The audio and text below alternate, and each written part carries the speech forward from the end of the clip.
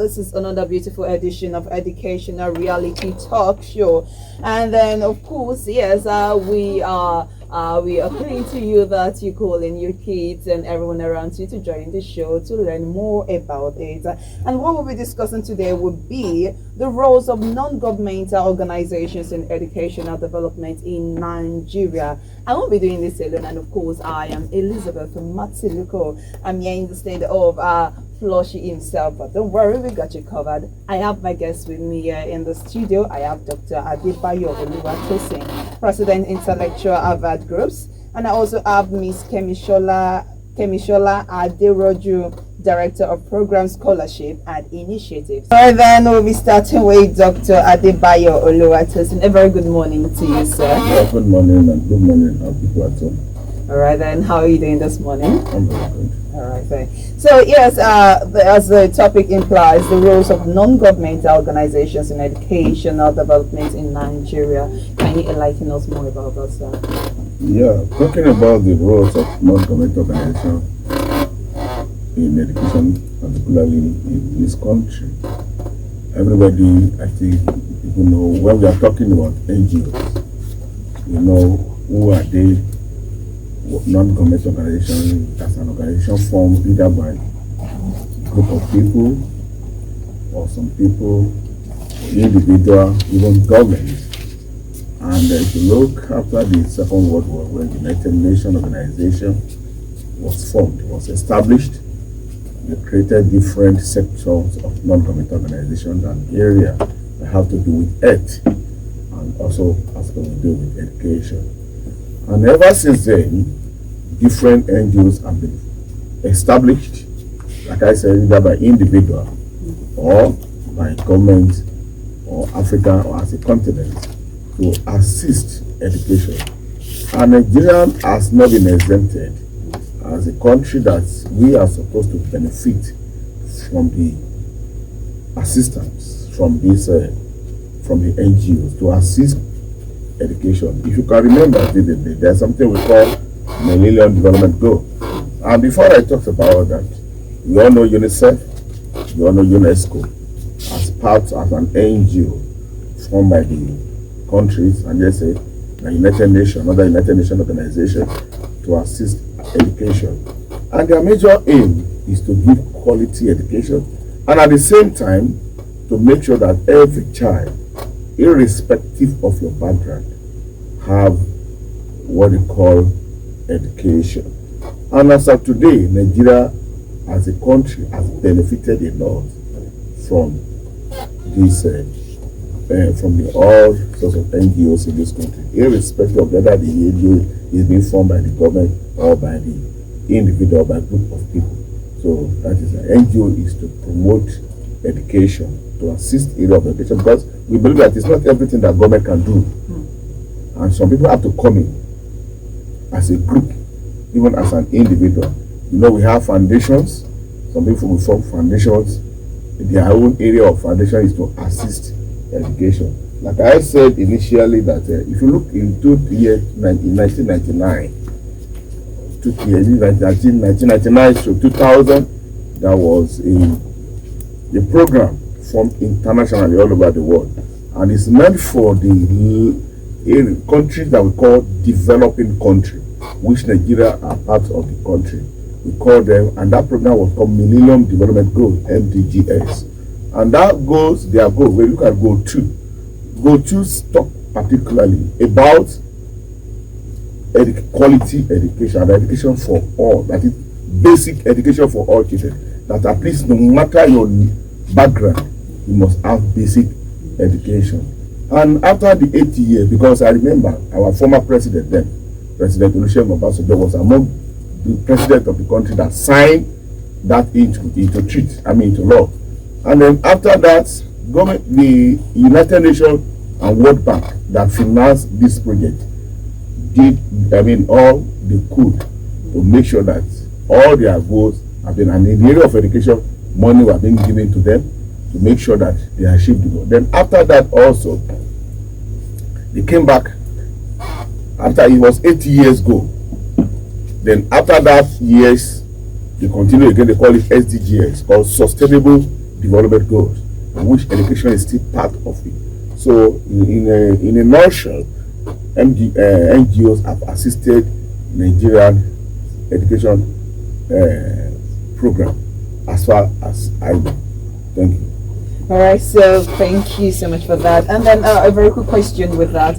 You said non-governmental organizations has assisted educational development in Nigeria.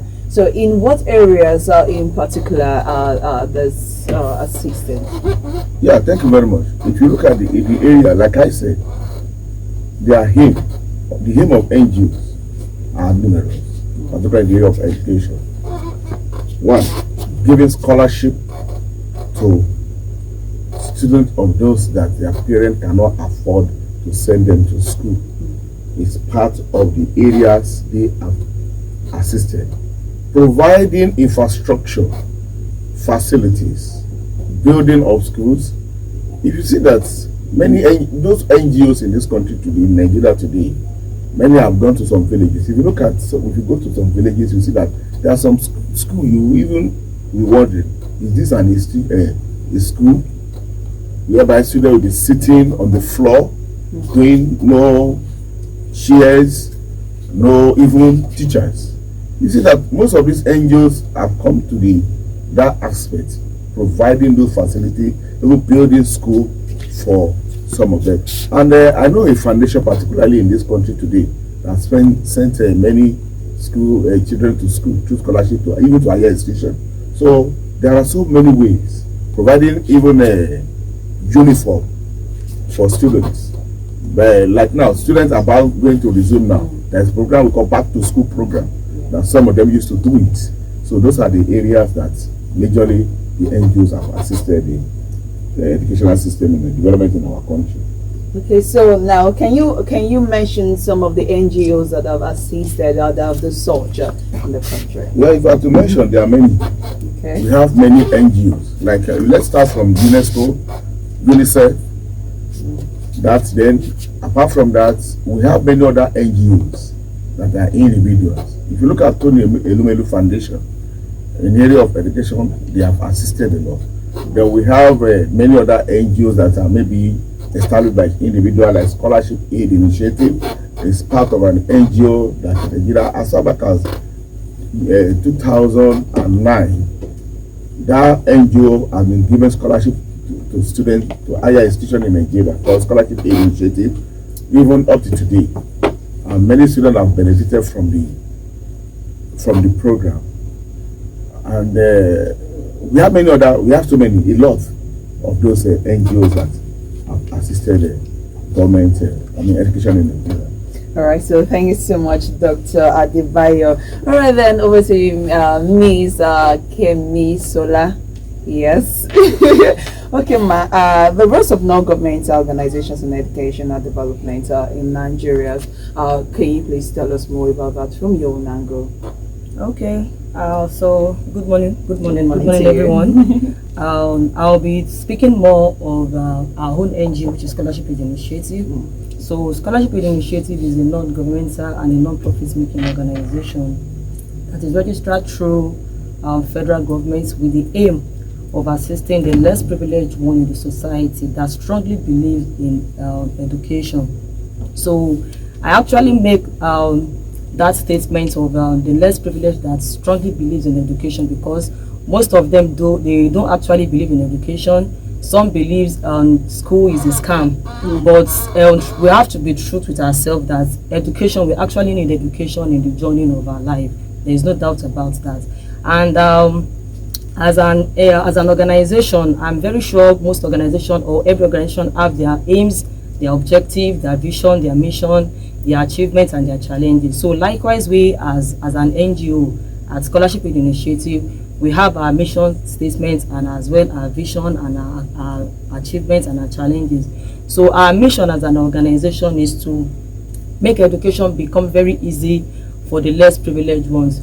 You see that I'm making emphasis on the less privileged ones, because research has been done by some researchers that the children of the masses, the grassroots, they are the one that lack qualitative education. So as an NGO, that we are trying as much as possible to give back to the society as part of our own contribution to assist the government. So that is why we are looking into the less privileged in the society, since they are the one that lack qualitative education. So we've been doing this for over 18 years, and we are still in existence till this very moment, because we stood our ground to make sure that we look into the futures of these young ones so that they can quickly achieve their aims, their desires through our scholarship program and through qualitative education. So we have different benefits that these children they can actually get from our organization.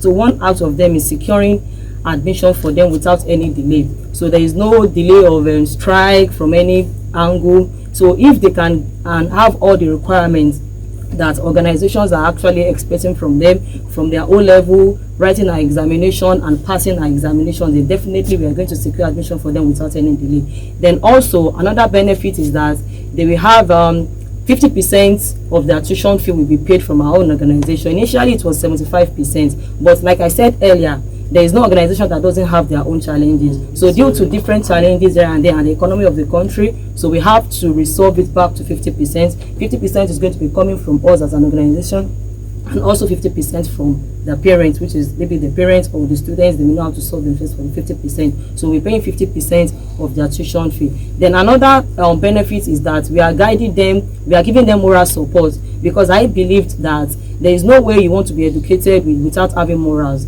Morals and education, both of them, they work hand in hand. So if you want to be successful in the line of your education, you have to add morals to it. So we used to guide them, we used to give them moral support. Then also we used to we provide professional certificates for them in line with their field. If it is management, if it is what's it called, management engineering field, so they have the opportunity to get professional certificates alongside with the certificates they'll be getting from their institution, because both the professional certificate and the other certificate, and the two is going to be an added advantage for them. So we have numerous benefits that students can actually get from our own organization. Then our vision statement as an NGO, and we have different visions, but just permit me to say two out of it. One of our vision is to have a tuition-free, a standard tuition-free university for both the students and for the community as a whole. Then another vision that we have is to have a standard hospital that even the community, because there is no way we'll be giving help to the less privileged without going into the community. And like the president has rightly said, that NGO, we have different sectors of NGO. We have it in health, we have it in education. So we can see that even in health sectors, you see them going to all these rural areas, meeting people that needed health support, that needed facilities, that needed a lot of things. So likewise for our educational sector as well, we used to go to different places, different communities to meet people. So bringing establishing a bigger hospital is going to be an added advantage. Then also in our organization, we are not just looking into students that want to get admission into our institution. We also have some students, maybe like primary school, secondary school students that we are giving scholarship to. I can't even count it. We have different people, different students from different schools that we are paying their tuition fee from primary school to the secondary school. And we have some particular school, secondary school, primary school and secondary school, that we are even paying like maybe 20 students. We are paying their tuition fee, like maybe 20 students from GSS 1 to GSS 3, then another admission, we still pay another school fees for like 20 students. So we used to do that yearly. So our achievements, we've achieved a lot as an organization. We've helped in building schools, we've helped in giving scholarship to different students, we've helped in building clinics for the use of students on campus, we've helped in building classrooms, we've helped in building libraries that are well equipped with modern facilities, internet facilities for students on campus. So numerous achievements so far. So thank you. Numerous indeed, numerous indeed. Well, at this moment, I'll be asking this question: that what is this NGO doing currently to assist the masses? Okay, so presently our admission is on for interested candidates that wish to gain admission through our scholarship program. So I'll be calling out our office line and our website for interested candidates, for students that has written JAMB and for those that has not written JAMB but they want to be a partaker of this golden opportunity. So they can as well log into our website, which is www.scholarshipworldng.org, then to register. Because if you have your O-level results with you, you have your complete O-level with English and mathematics, so you can apply from our own organization to write an examination. So once you qualify, then definitely you'll be admitted straight up. There is no delay. So if you want to partake, if you want to benefit from this opportunity, so you can log into our website, which is www.scholarshipworldng.org. The word is WORLD, then NG, the short form of Nigeria, ng.org, organization ORG. You can also call our office line on 08032245245, 08032245245. So for you to benefit from this golden opportunity, so you can log on to our website and you can call the office line, and you can also visit us in our office, which is at number 11087 Ibarra Housing Estate. Is opposite Zone 2 Police Station, and is beside Deputy Governor's Lodge at Ibarra Zone 2. So you can walk into our office to make an inquiry about it. So once you register with our organization, be rest assured that your admission in this year 2025 is secured and is very certain. Yeah, thank you. All right, thanks so much for that. And then, Doctor, please, lastly, I would come back to you. Who are supposed to be the major beneficiaries of this NGO benefit, sir? Yeah, actually, if you look at what I said initially, from the beginning, the beneficiaries of NGOs, or in terms of the area of education, are the citizens of the country, irrespective of your status. But sometimes the NGOs look at the less privileged ones. Why are they making education a priority? Even you that you are sitting down there today, you are here today because you are educated. And don't forget that there are some people as of today in this country, Nigeria, that don't even have access to primary education. If you look at the Constitution of Nigeria, and that is why someone like me particularly still fighting the Constitution of this country under Section 46, talking about the fundamental human rights. The basic right of a citizen, according to the Constitution, is that all citizens of this country must have access to free education from primary school to university level. But the clause there in the Constitution is that until when the country is capable, and that is a clause, and that is why you cannot challenge the Constitution in the court.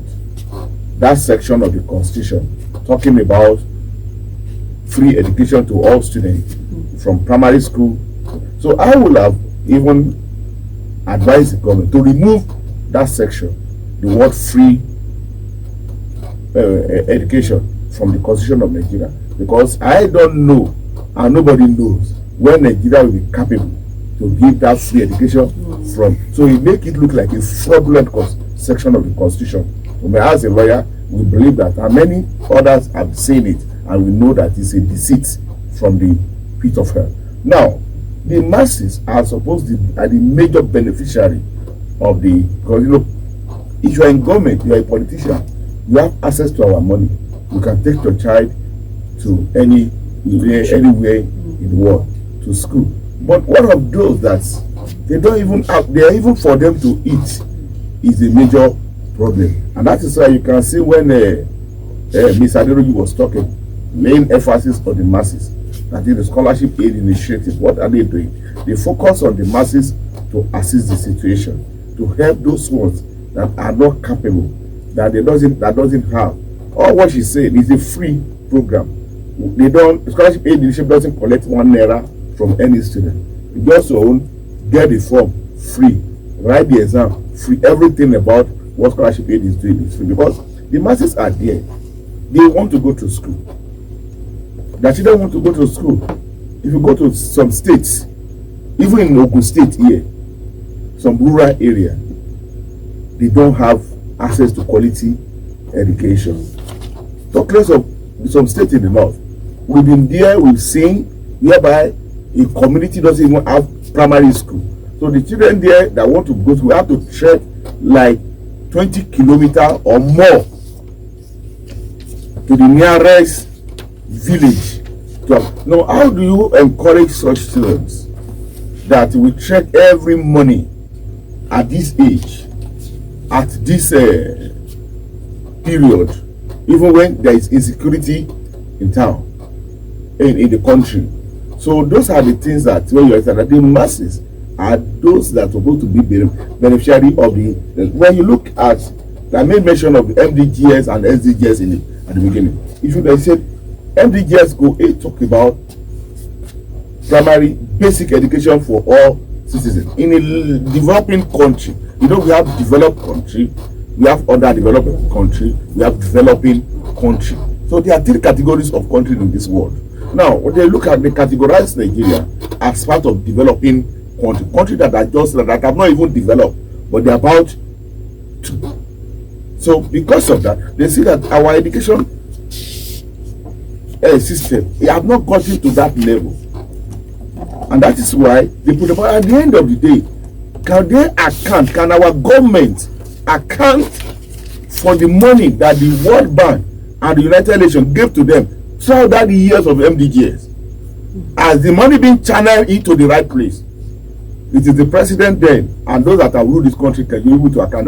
Because they diverted the money to too many places. I remember during the period of Yaradua, I was part of the committee that was set for an adult committee to write, because the United Nations wanted to remove Nigeria from the beneficiary because they realized that they diverted the money. All what Obasanjo did, I'm saying it with authority, and Jonathan did, was to bring their people into the affairs of the MDGZ and put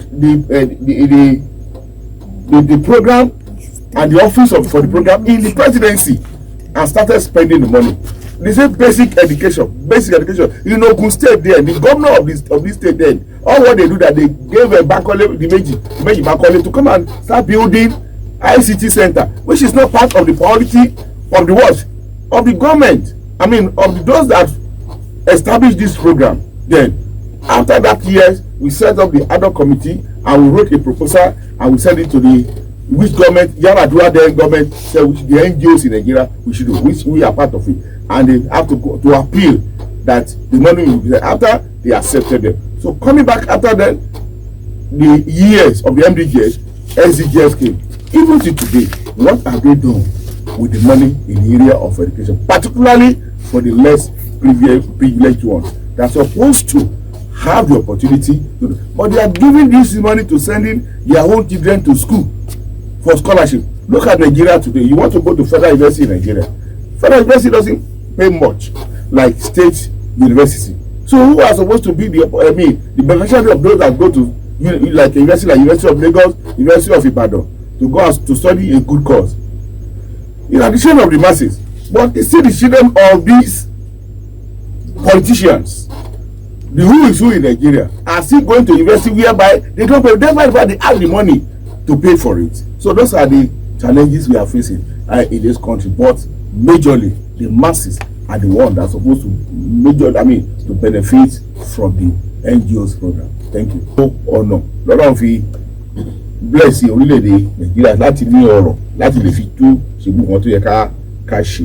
Ṣùgbọ́n torí pé àìjẹ́ olóòótọ́ sí ara wa ni ò jẹ́ kí gbogbo àwọn kan wọ̀nyí kó ṣẹlẹ̀. Àwọn ọmọ tí ò dẹ̀ kàwé wọ̀nyí, àwọn náà ń di hooligans, àwọn náà ń di nǹkan míì sí society lẹ́nu tí wọ́n cause a lot of havoc torí pé wọn ò ní ẹ̀kọ́. Tábà lọ sórílẹ̀-èdè àwọn apá kan lórílẹ̀-èdè Nàìjíríà lẹ́nu bíi northern part of the country, a rí i pé àwọn àlùmájèrì wọ́n pọ̀. Kì í ṣe pé ìjọba ò ní owó láti lè fi kọ́ ilé ìwé fún wọn. So ìdí rèé tí àwọn àjọ tí kì í ṣe tìjọba náà ṣe tún gbìyànjú. Ṣùgbọ́n bá ṣe ń gbìyànjú tó, ìyànjú ẹ̀ náà ò tí ì tó kò tó nítorí pé they need more. Àwọn wọ̀nyí ìlú mi wà bíi ìgbèríko la lè pè ọmọ fẹ́ tó bẹ́ jí láàárọ̀ á rí bí 20 máìlì kó tó lè lọ sí school. Irú ọmọ yẹn inú ẹ̀ ò lè dùn torí pé number 1 kò sí mọ́tò débi tí o tẹ̀ sí máa sí mọ́tòsáìkù tí yóò gbé wọn, ẹsẹ̀ náà máa fi rìn lọ, ẹsẹ̀ náà máa fi rìn bọ̀. Even ní state àwa yìí náà a máa rí àwọn eré àkọ́kọ́ àti àmà lóríṣiríṣi lórí íńtánẹ́ẹ̀tì.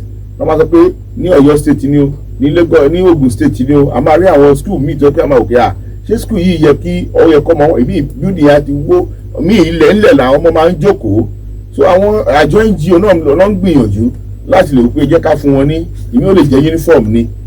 Mo sọ̀rọ̀ kan pàdé mi lẹ́ẹ̀kan, mo ní wọ́n pé a máa ṣe kíní kan máa pè ní back to school pé ìgbà táwọn ọmọ bá fẹ́ wọlé àwọn àjọ oríṣiríṣi máa jáde, wọ́n á ra bag, wọ́n á ra ìwé, wọ́n á ra uniform, wọ́n á ra bàtà fún àwọn ọmọ aláìní, because àwọn ọkọ aláìní ló pọ̀ jù lórílẹ̀‐èdè yìí, ká má tanra wa jẹ. Àwọn òbí àwọn ọmọ wọ̀nyí dẹ̀ fẹ́ ka ìwé ṣùgbọ́n orí ọ̀fẹ́ ò sí fún òbí wọn láti lè ràn wọ́n lọ́wọ́.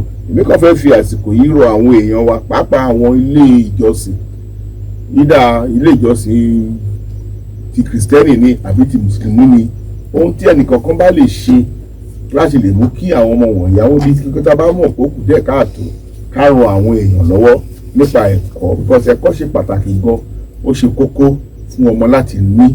Ọmọ tó bá kàwé, ọmọ tí ò bá kàwé ó kàn tanra wa jẹ ni, kò sí nǹkan tó lè dà lọ́la, kò sí bó ṣe fẹ́ rí. Omi òyìnbó ní pé tó bá ròyìn pé if you think education is expensive, only try ignorance. So tó bá wò ó dáadáa, kò sí gbogbo àwọn tó jẹ́yàn lénìí bó fẹ́ di anything lọ́la tó ò bá kàwé. Ibùdó jẹ́ oníṣòwò, ìyàtọ̀ wà láàrin businessman àti trader. So ìwé ló ń jẹ́ kí èèyàn lọ́ fi ń ṣe. So ó jẹ́ nǹkan tí à ń gbìyànjú láti sọ. 08121355038. And also, like you've heard so far, if you want to make inquiries more for admission, you can call 08121355038, 08121355038, or 08064604940, 0864604940, or visit the website www.harvardcollege.edu.ng, www.harvardcollege.edu.ng. I'll take that again, www.harvardcollege, which is HARVARDE college.edu.ng. So that's a wrap for us on Educational Reality Talk today. Thank you, Dr. Adebayo. Thank you, Miss Kemisola, for that enlightenment. And of course, behind the scene, Miss Mary Egmosimba, Examinations and Record Officers of Harvard College. Thank you so much. We really do appreciate you. So to our listeners, God bless you. Stay.